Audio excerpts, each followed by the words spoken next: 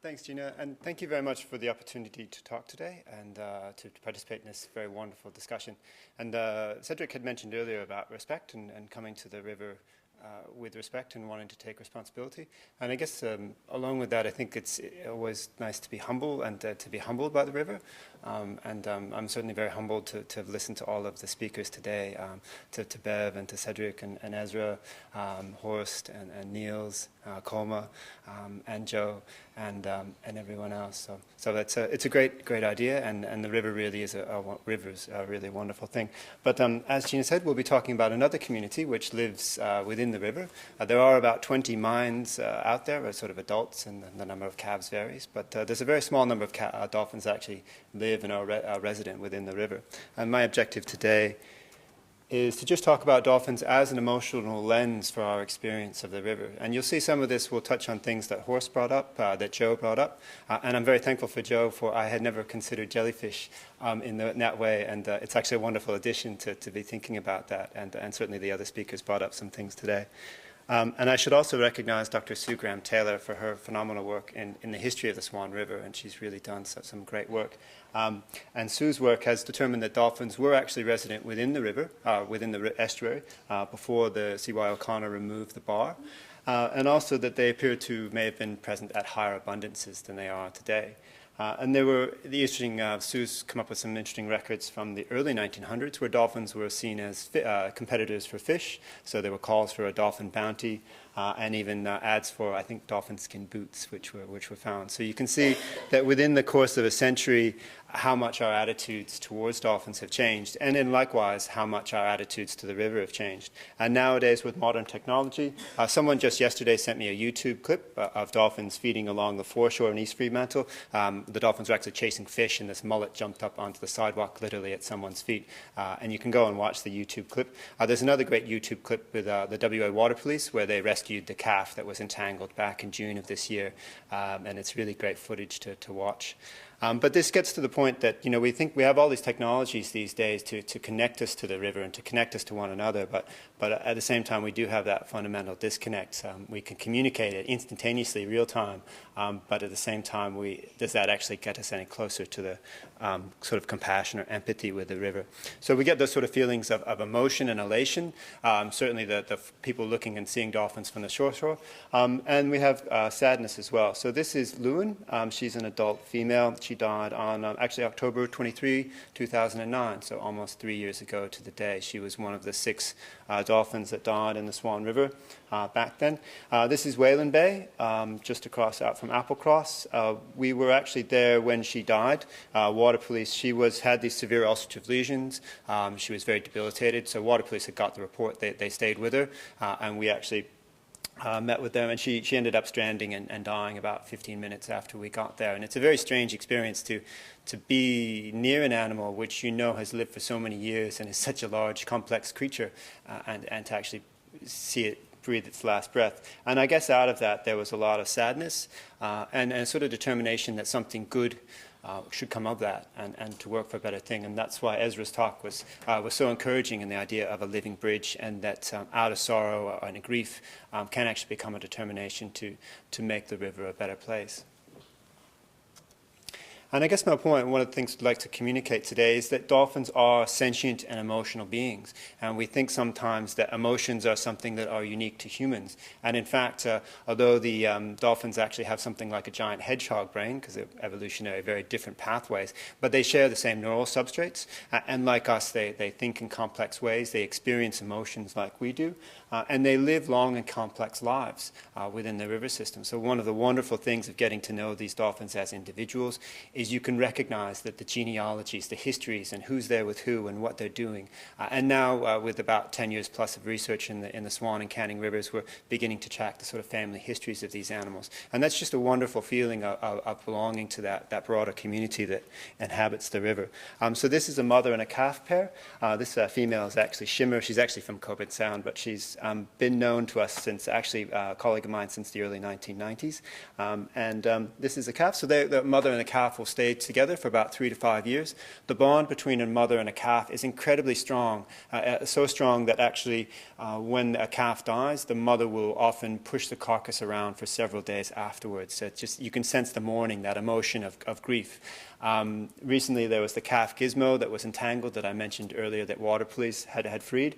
Now the mother of Gizmo, who's actually a boy who was sexed, but is called Tupac. And Tupac got, Doug Cochran's calls her his vote, Tupac gets his mother vote for Mother of the Year, because Deck, the wildlife officers, were actually trying to get close to free Gizmo, but Tupac would keep coming between them. And just, she actually stayed with him the whole time and fed him. And so there's this tremendous bond, and you know, whether you want to call it love or devotion or whatever it is, but that is there, and that exists amongst this community of animals that live within the estuaries. So they experience motions as we do. You know, we share the same neural substrates, and what we call, they feel joy and sorrow, they grieve and they anger, and their emotions color their world. So, you know, emotions in a psychological sense are, you know, representation of our internal state, and it's influenced by our physical environment, as many people have pointed out today, and also that, you know, we like dolphins, we have big brains because we live with other people, and those of you who have long-term partners probably know a little bit about that, but they think in complex ways and about relationships, and our moods and our emotions are influenced. So these dolphins live in that rich network of long-term relationships. So males, for example, male bottlenose dolphins will spend their whole lives with other males, and often when one male dies, the other one will die shortly afterwards. So, you know, whether you want to call it devotion or simply just cooperation, but knowing these animals as individuals and knowing that the architecture of their lives within the rivers is tremendously rewarding. And their lives are like incessant threads. You know, we're quite happy to sit down or stand up for an entire day, and we're used to that kind of stasis, which is a bit different from perhaps our more evolutionary environment. But dolphins are different from us. They're always moving, always experiencing their environment. They don't even sleep like we do, because they have to keep half of their brain alive at one time in order to control their breathing. So they're always vigilant. They don't dream like we do. They don't have the rapid eye movement and muscle paralysis. So their experience of the world is fundamentally different from ours. And they're always engaging in social interactions with each other, so you rarely see a dolphin alone. So there's, again, differences but similarities between these two animals. So I guess this actually brings us back to what Horst was talking about, and also Joe as well, is that their lives are like webs of being. At least that's how I see them within the river. So much as jellyfish are kind of drifters within the estuary system, dolphins are movers, and they're often traveling along the edges of the river or going from one good fishing spot to another. And I think if over a 10-year period you gridded out the river, dolphins, like jellyfish, would probably visit every square meter of that river system. So in that sense, they're like this fabric that they're evoking the traces and enlivening the history of the river, and bringing us closer to what the actual fabric for how the river is and how it was.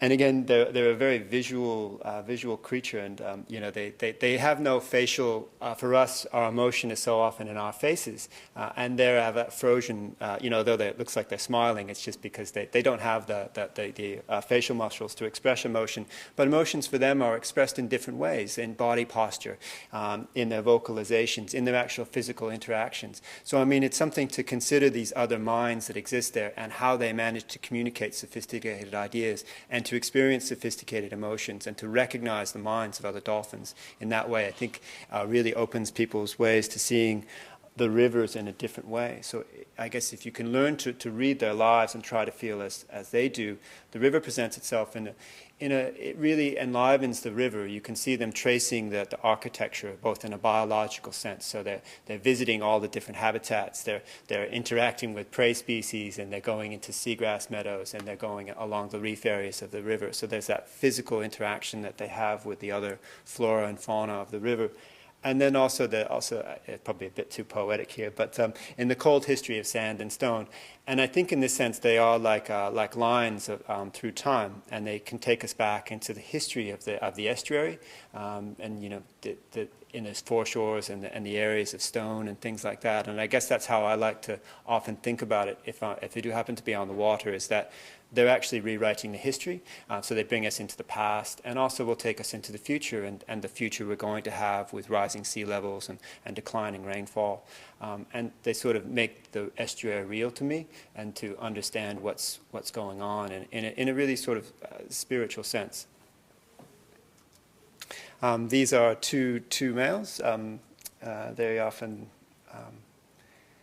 they're doing a behavior called snagging, and this is a bit of an aside, but researchers call this behavior, they'll basically hang in the water like big sausages, and researchers up in Shark Bay called it snagging because they do look like sausages, but they do that when they're resting. But you can see these males actually, they have very synchronous behaviors, and these are sort of there's actually three there, but the white mark you see there, that's Quilina, and it was named in a naming competition we had in the Swan River Trust. So we have a community monitoring program called Dolphin Watch, which has over 400 volunteers now monitoring the dolphins in the river, and that's probably an old sunburn mark. But they have scars and things like that, so there are these histories, and they've been in the river, and they're probably the descendants of other river dolphins, which is they've had that unique emotional experience within the river system.